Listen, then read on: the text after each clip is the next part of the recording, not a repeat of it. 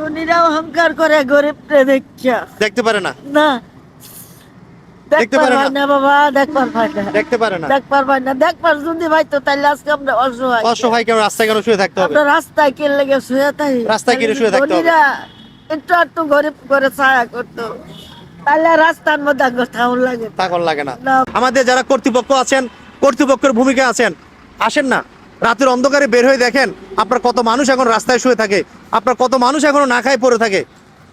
আপনারা কি এগুলো উপলব্ধি করতে পারেন না? পাশাপাশি আমাদের সমাজে যারা বিচক্ষণ, আমাদের সমাজে যারা অর্থশালী মানুষ আছেন, যারা সম্পদশালী লোক আছেন, আসেন না, এই সমস্ত অসহায় মানুষের পাশে থেকে ওদের কষ্ট কিছুটা হলেও দূর করি আমরা। নিশ্চয়ই পরকালে কোনো না কোনো উত্তর দেওয়ার মতো রাস্তা থাকলেও থাকতে পারে। তো ঠিক আছে মা, আপনি আমাদের সমাজের প্রতি অভিশাপ রাখেন না, না বাবা, আমাদের প্রতি অভিশাপ রাখেন না। আমাদের সমাজ আপনাকে ভালো রাখতে পারে নাই, এই ব্যর্থতা আমাদের।